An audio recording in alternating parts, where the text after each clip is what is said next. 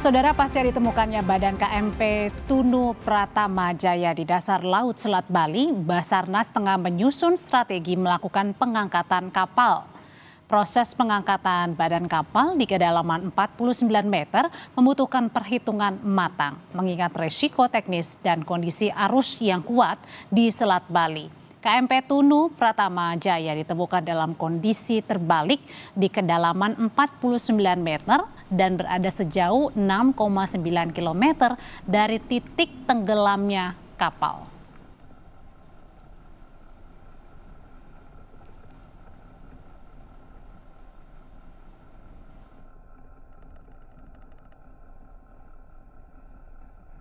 Untuk langkah pertama, KSOP sudah berkoordinasi dengan operator untuk melakukan pengangkatan kapal dan administrasi secara tertulis sudah dilakukan. Selanjutnya, untuk distrik navigasi, terutama Kepala Dinas Navigasi Tanjung Perak sudah melakukan notice to marine kepada seluruh masyarakat pengguna laut yang ada di Pelabuhan Ketapang. Selanjutnya, Dinas Perhubungan terkait akan mengirim tim teknis untuk menyusun proses evakuasi dan salvage operation atau wreck removal kepada KM Tunu Pratama Jaya.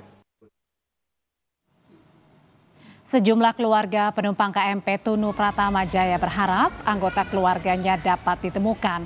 Namun demikian, mereka mengaku pasrah jika proses pencarian korban hilang akhirnya dihentikan.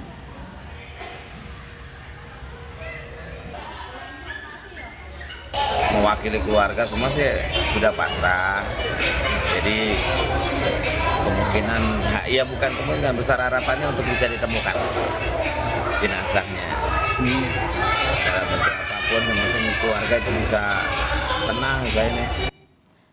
Mengetahui informasi terkini terkait dengan pencarian dan evakuasi korban hingga rencana pengangkatan badan KMP Tunu Pratama Jaya, kita ulas malam hari ini bersama Deputi Operasi dan Kesiapsiagaan Basarnas yang juga SAR Mission Coordinator Ribut Eko Suyatno. Selamat malam Pak Eko.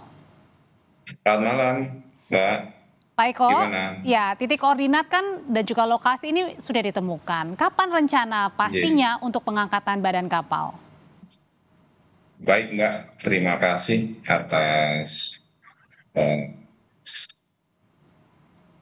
tindak lanjut dari beberapa hal yang perlu saya sampaikan, bahwa operasi SAR ini kan dari dugaan posisi kapal tenggelam, terus kita sudah mekanisme pencarian pendeteksian bawah air dengan 3 fase magnetometer, multi beam echo sounder, sampai set scan sonar. Kemudian fase terakhir adalah pengambilan posisi kapal secara visual di bawah air. Sebagaimana yang tertera ini terlihat properti kapal, tulisan kapal di sisi kanan. Nah, inilah yang menjadi fix datum.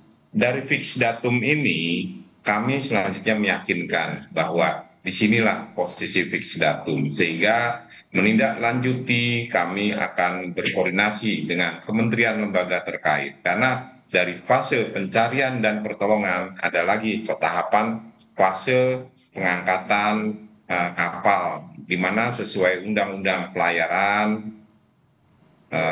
nomor 17 tahun 2008 di pasal 203 ini ada para pihak yang berkepentingan, sehingga disinilah yang harus kita komunikasikan, dan nanti dalam pelaksanaannya pengangkatan itu ada fase antara investigasi dan pembersihan pengangkatan bangkai kapal. Disinilah masih ada fase berikutnya. Kalau yang kami pimpin sebagai SAR Mission Coordinator adalah fase pencarian, pertolongan, dan evakuasi. Demikian Mbak. Oke, jadi yang utama sekarang tetap evakuasi dan pencarian ya, Pak? Iya. Oke, kalau untuk yang terakhir kali Pak, proses pencarian seperti apa? Jadi dari proses terakhir juga berapa yang masih dicari untuk korban hilangnya, Pak Eko? Baik, berdasarkan data yang kami terima dan kami miliki, bahwa korban dari 65 kami sudah berhasil mengevakuasi 48 orang. Dari 48 korban ini 30 selamat, 18 dalam kondisi meninggal dunia. Dari 18, 15 sudah teridentifikasi. Selanjutnya 3 orang masih proses identifikasi oleh Dinas DVI Polda Jatim. Ini masih menunggu 3 korban yang dalam proses DVI Polda Jatim. Kemudian dalam korban yang masih dalam pencarian kami adalah 17 orang. Di 17 orang inilah kami tetap melakukan atas pertimbangan masih periode 2 hari ini tidak diketemukan, kami tetap melakukan perpanjangan. Jadi mohon diperjelas, kami tidak menutup operasi SAR. Operasi SAR tetap berjalan sampai dengan 7 hari ke depan. Oke. Cuman intensitas kekuatannya disesuaikan dengan kebutuhan saat ini. Ya, karena korbannya yang belum ditemukan juga masih banyak ya Pak ya, 17 ya. Ya, itulah pertimbangan kami. Pak Eko, ya Pak Eko, ini kan bangkai atau tepat pada saat kapal ini ditemukan bangkainya begitu ya, ini sekitar 6,9 km ya Pak dari titik temuan awal terbalik ya?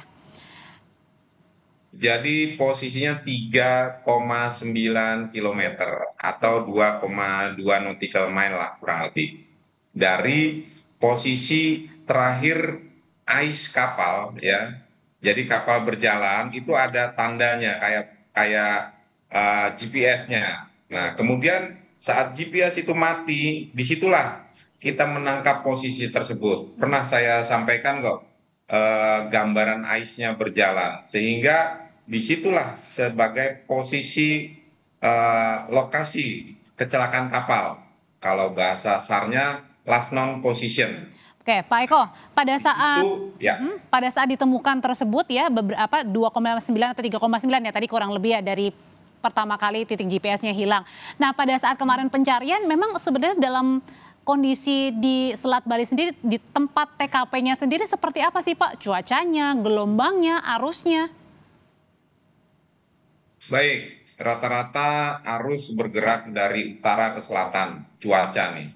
Kemudian gelombang rata-rata antara 1 sampai dengan 4 meter gelombang rata-rata. Sehingga kami bisa mendapatkan gambar ini mencari titik selek antara pasang tertinggi dan surut terendah.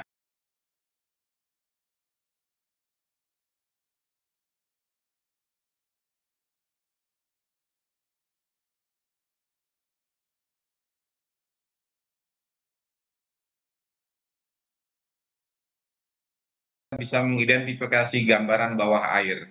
Kemudian kekuatan arus itu rata-rata antara 1 sampai dengan 3 meter per sekon.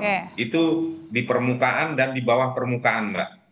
Pak, kita balik lagi ke jumlah korban yang saat ini masih dinyatakan hilang adalah 17 orang. Nah, ini kan sudah 1 minggu ya Pak berlalu ya sejak peristiwa terjadi. Nah, ini akan seperti apa? Oke, tadi Bapak bilang akan terus memperpanjang dan tidak akan menghentikan, minimal ada 7 hari kita penambahan lagi. Nah, kalau dilihat-lihat seperti apa Pak pencarian 17 korban ini, karena banyak 17 orang yang belum ditemukan?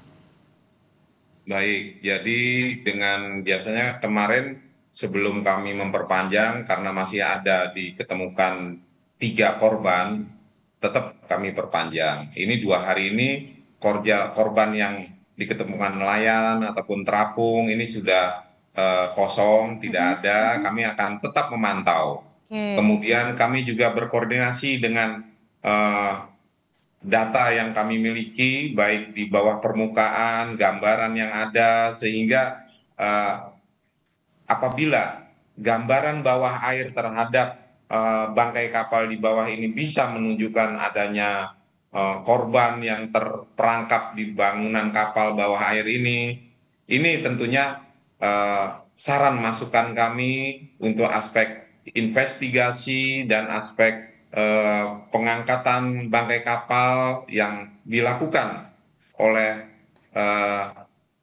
kementerian lembaga terkait, sehingga secara simultan tugas dari investigasi juga sudah bisa berjalan saat ini. Tugas upaya penyelamatan ataupun pengangkatan bangkai kapal dari dasar laut, karena sesuai aturan Undang-Undang 17 2008 tentang pelayaran, pasal 203 di situ menyebutkan kewajiban operator ataupun pemilik kapal untuk mengangkat bangkai kapal Pak Eko. dengan ya. Ya, berarti artinya ketika tadi kan ada penambahan untuk 7 hari waktu pencarian korban ya Pak ya.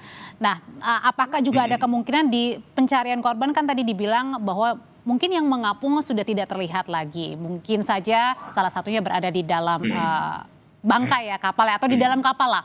Nah, itu apakah bisa juga dengan memproses untuk pengangkatan badan kapal, maka di situ semakin mempermudah untuk proses pencarian Pak ketika badan kapal ini sudah diangkat. Jadi perlu diketahui pemirsa sekalian bahwa proses pengangkatan bangkai kapal itu adalah suatu operasi salvage atau pengangkatan benda objek di bawah air, itu suatu proses yang cukup panjang, tidak semudah seperti yang kita bayangkan. Karena ini kedalaman sudah ada di antara 50 meter. Dengan menggunakan jenis alat selam saja itu sudah tidak bisa menggunakan alat selam open circuit, harus menggunakan mixed gas. Bahkan jika perlu jenis alat selam untuk salvage yang digunakan menggunakan SSBA. Nah, disinilah nanti ada suatu fase berikutnya, yaitu fase investigasi dan pengangkatan bangkai kapal oleh tim salvage yang akan ditentukan. Demikian, Mbak. Oke, jadi itu juga penentu juga ya untuk berat dan kedalaman bangkai kapal yang sudah ditemukan ya, berarti Pak Eko ya, baik. Ya. Baik, kita nantikan tentunya keluarga juga berharap ya 7 hari proses pencarian ini dapat menghasilkan informasi yang paling baru dari 17 korban yang masih hingga kini dinyatakan belum ditemukan. Terima kasih Deputi Operasi dan Kesiapsiagaan Basarnas, Pak Eko, sudah berbagi informasi di Sapa Indonesia Malam. Selamat malam. Support dan doa restunya, Mbak.